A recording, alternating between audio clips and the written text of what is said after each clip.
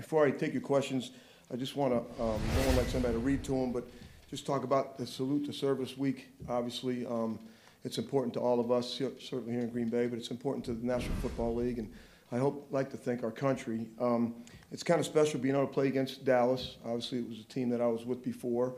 My daughter actually worked for the Cowboys for a good period of time. She worked for Jerry Jones Jr. She was an executive assistant to him, and what's going on now is she has a new job. She works for the National Medal of Honor Museum, which the Jones family has donated $20 million to. And the new museum is going up in Arlington, Texas, and it is supposed to open, I believe, in late 2024. The project is being run by 4 former presidents, Charlotte Jones of the Dallas Cowboys and Captain Chris Cassidy, who some of you may know is a former Navy SEAL, a former astronaut, and a big fan and friend of the Packer family here. He's been here before, and my daughter works for him. And so being the Salute to Service Week, I just wanted to, you can go on the website and you can kind of look at what they're doing with it, and they're still taking certainly donations for the greatest, honor that we have to win the National Medal of Honor for our country. So that being said, the Dallas Cowboys special teams, it's hard for me to look at the film and find a weakness. They're really, really well built. They have a big ball punter. They have a big ball kicker. I think they've only had 2 kickoff returns against them so far this year. Majority of them been touchbacks. They have an electric returner in Turbin. He's returning both forms. He's got great speed. He can make you miss. He can go the distance. He's playing year-round football. He's coming out of the USFL where he just played a whole season, and now he's playing again. And they're a tremendous coverage team on the outside with 29-1 on punt, and both of those guys on kickoff. So this will be a great challenge for us in the kicking game. But, with great challenges come wonderful opportunities to rise up and to see what it looks like and to see how we compare and to see how we play in this particular game. So with that, appreciate you letting me go on about the museum, and then I'll take some questions you may have. Rich, how would you describe the way Jonathan Abram plays from watching him the past couple of years? Obviously that was a little bit of a surprise that, first of all, that he got cut and that he ends up here with us in Green Bay. So, he'll come in, he'll be a diligent learner.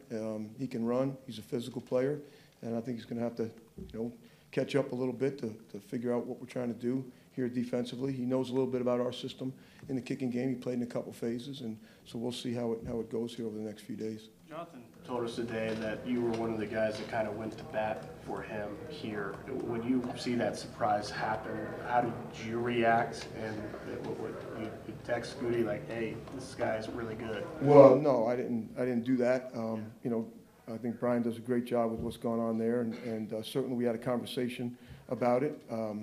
But we all have pluses and minuses, right? And players are no different. But I think he'll come in here. I think he'll be humble. He'll be a hard-working kid. I think he'll listen and learn and try to improve every day. And hopefully he can help us in some manner sooner rather than later. Is it as simple for on kick coverage to just say, "Go"? I mean, seriously, if you're like on kickoff coverage, is it any more complicated than that? Like, could he help you right away? Yeah, or is it actually more? Yeah, it's pretty complicated. Okay. So, but yeah, we don't tell them to just go. I mean, that would get them started.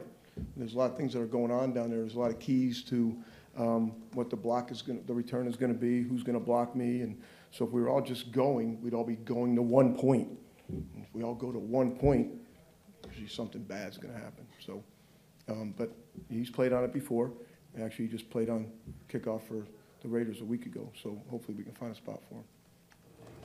How did Kylan Hill's return look to you, Coach? Can you say it again, please? How did Kylan's return look to you against the Lions? Kylan? He didn't have a return. He didn't? No. Keyshawn Nixon had a return against the Lions. Kylan had a good block on the return. You mentioned the returner. Is he a speed guy? I mean, he's obviously not very big. So why has he been so quick? He's got tremendous speed, and he can make you miss, and he can go the distance. He scored touchdowns in the other league. He hit a big touchdown in preseason for Dallas, and it's kind of the reason they kept him.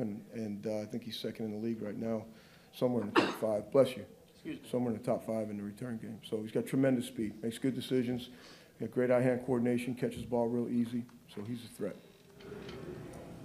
Rich, what did you see on Ja's near block of that kick, and if he gets his hand on the ball, it's obviously not a penalty. Did you feel good about how effective that was? What did you see? Yeah, again, it was a bad snap to begin with. You know, the ball rolled back there, and I thought Jai got a great get off on that.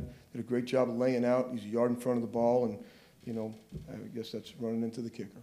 But it wasn't his fault, so I thought he did a great job. If the guy kicked it where he was supposed to kick it, it'd been a block, pretty easy.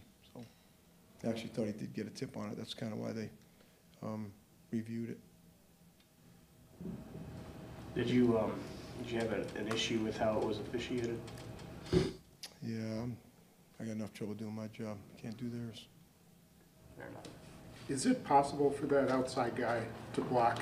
If the snap is good, the kicker has his timing, is it physically possible for someone to block Actually, I him? just showed them, last Friday, I showed them Rondé Barber coming off the edge and blocking against Washington in 2009. So we blocked one against Kansas City with Orlando Scandrick when I was in Dallas, and it's been done in the last 5 weeks of the season here. It's been done blocked off the edge. We saw you working with Jair at practice, like, you guys are just going through stretch one day, it must have been probably 3 weeks ago. We saw you talking to Jair, it looked like that's what you're talking about. So why'd you put him on that in that phase? Well, Jair's he's got a great sense of timing. You know, does a great job of locking in. I know he studies the snappers, and so I think he's kind of bought into the idea of having a chance to block it off the edge. And he's a problem when you reach too far for him, it may open somebody inside of him. You know, so Jair's a great football player, can do a lot of things. He's been excited about coming off the edge and doing that. So I'm enjoying watching him. Hey, Rich, Aaron was talking about all the different games between these two franchises, even without Mike coming back. And unless I'm misremembering, were you on the Cowboys staff for the playoff game? Both of them, 14 and 16. Okay. The catch, no catch, which was a catch. And then Aaron's roll to the left and the throw to Cook over there in the corner when we were down 21-0 and came back, tied it up, went to overtime. Mason's big kicks. So if that answers your question, you know, when I first came here, I told Aaron, I said, you know, I'd like to see some of that stuff now that I'm on this side. You know, it'd be a lot easier to see it. But yeah, I was a part of both of those. And again, this is what a matchup in the National Football League, right? The Green Bay Packers versus the Dallas Cowboys, and fortunately I got to be a part of a good amount of them. And now to be on this side of it, you know, going against Coach McCarthy, who was on the other side the last time. And so I'm excited about the game. We're excited that it's at home.